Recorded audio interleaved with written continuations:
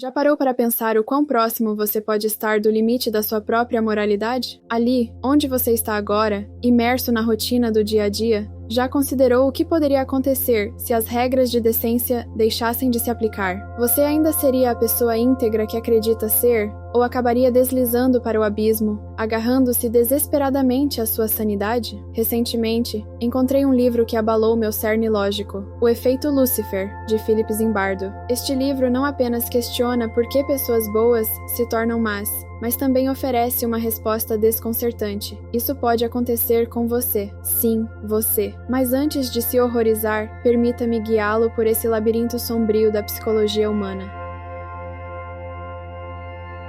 Você gosta de pensar em si mesmo como uma pessoa boa, talvez porque devolva carteiras perdidas, ou seja voluntário de uma igreja. Mas seja honesto por um momento. Já pegou algo que não era seu, sabendo que não seria descoberto? Talvez uma caneta do escritório, ou usando o Wi-Fi do vizinho sem permissão? Há uma razão para eu perguntar isso.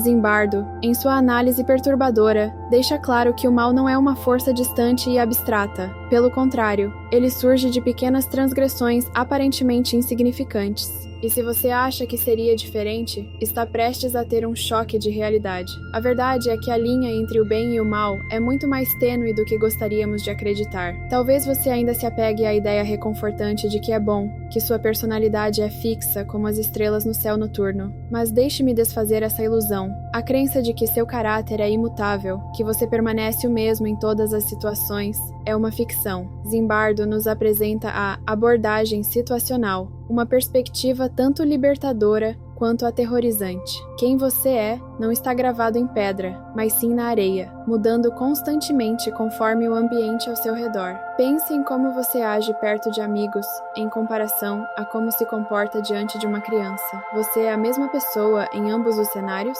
Claro que não. Agora, vamos dar um passo além. O que Zimbardo nos ensina é que, sob as circunstâncias certas ou erradas, qualquer um pode se tornar um instrumento de crueldade. Zimbardo não apenas teorizou sobre isso, ele colocou suas ideias em prática. Ele foi o responsável por um dos experimentos psicológicos mais controversos da história, o experimento da prisão de Stanford. Imagine 24 estudantes universitários, todos saudáveis e de classe média, sendo lançados em um ambiente de prisão simulada. Metade deles foram designados como guardas, a outra metade como prisioneiros.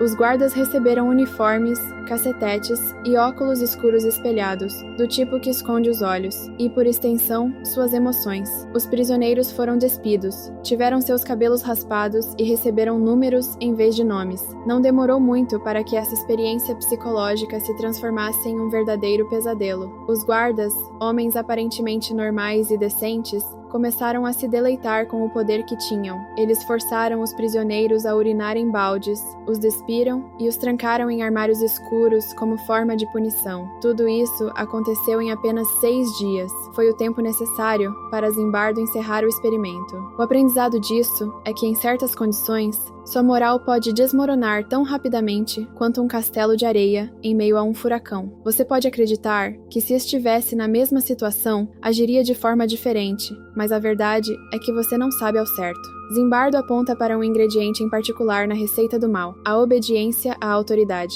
Seja uma pessoa, uma instituição ou um conjunto de regras, a autoridade pode levar até os mais justos a cometer atos inimagináveis. Então, aqui está uma pergunta para você. Quantas vezes você já obedeceu a uma ordem, não porque era o certo a fazer, mas porque era o caminho mais fácil? Com que frequência você questiona as autoridades em sua vida, ou simplesmente assume que elas sabem melhor? Talvez seja a hora de começar a fazer essas perguntas difíceis, antes que você se encontre preso em uma armadilha moral. Mas não é apenas a autoridade que pode levar ao mal. É a razão pela qual as pessoas em multidões usam máscaras, soldados vestem uniformes e valentões na internet se escondem atrás de nomes de usuário anônimos. Quando você sente que suas ações não podem ser rastreadas até você, torna-se alarmantemente fácil se livrar das amarras da moralidade. Quantos de vocês, protegidos por suas telas, já fizeram ou disseram algo que jamais ousariam fazer à luz do dia? É fácil se esconder, fácil se tornar outra pessoa quando ninguém está olhando. Mas será que essa pessoa é alguém com quem você gostaria de se deparar no espelho? E então há o fator da desumanização, o golpe final no caixão da empatia. Como levar alguém a cometer atrocidades contra outros seres humanos? Simples. Convença-os de que esses outros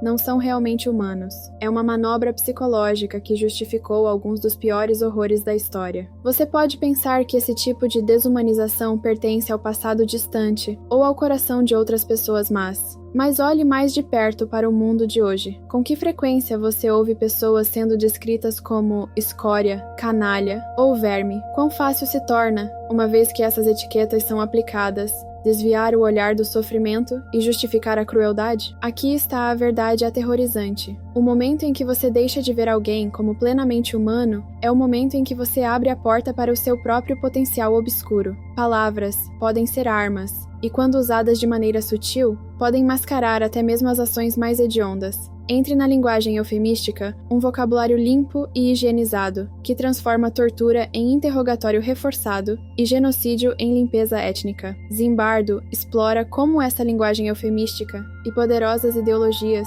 fornecem uma capa para ações malignas, permitindo que os perpetradores durmam profundamente à noite. As histórias muitas vezes são contadas de forma que pareçam justificáveis, como se estivessem realizando algo bom e necessário. Isso nos lembra de como, quando a linguagem é manipulada e as histórias são distorcidas, o mal pode ser racionalizado, justificado e até celebrado. Então, da próxima vez que ouvir alguém distorcendo palavras para fazer algo vil parecer virtuoso, pergunte-se o que realmente está acontecendo por trás daquela retórica polida. Se há algo que a jornada de Zimbardo pelos cantos obscuros da mente humana nos ensina, é que você ainda tem uma escolha. Mesmo que você caminhe à beira do abismo, isso não significa que precisa cair. A capacidade para o mal pode estar dentro de você, mas também está a capacidade para o bem. O poder de resistir não é algo com o qual você nasce, é algo que você escolhe, momento a momento, situação por situação. Mas há um desafio: você precisa estar vigilante e disposto a se levantar, mesmo quando é desconfortável e todos os outros estão se conformando. Isso é o que separa o herói potencial do monstro potencial. É fácil cair na armadilha de pensar que aqueles no poder sabem o que é melhor e têm nossos interesses em mente, mas a história está cheia de tragédias causadas por pessoas que seguiram ordens sem questionar.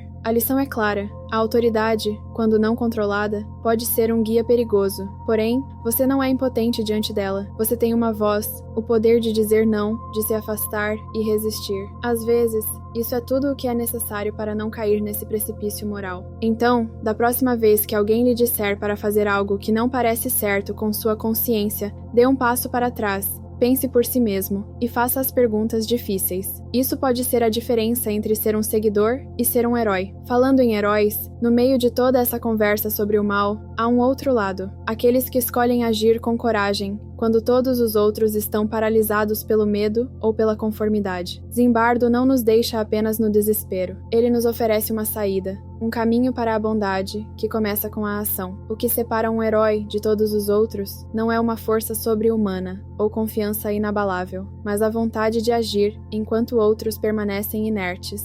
Zimbardo deixa claro que o heroísmo não está fora do alcance das pessoas comuns. É uma escolha que você pode fazer todos os dias.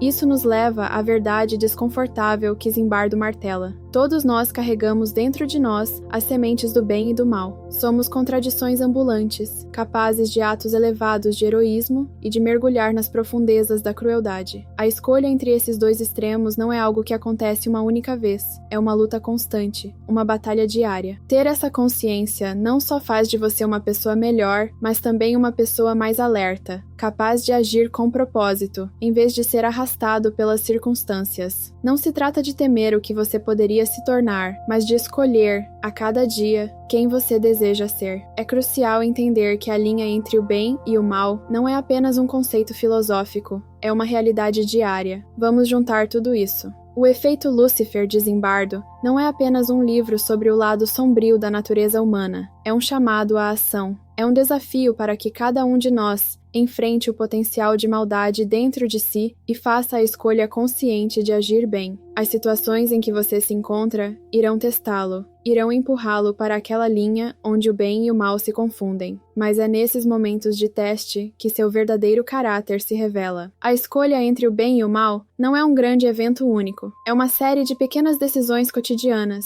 Cada vez que você se posiciona pelo que é certo, cada vez que resiste à pressão da multidão, cada vez que questiona a autoridade e escolhe ver a humanidade nos outros, você está resistindo às forças que tentam te transformar em algo que você não é. Porque no final, a história da sua vida não é escrita pelas situações em que você se encontra, mas pela maneira como você escolhe responder a elas.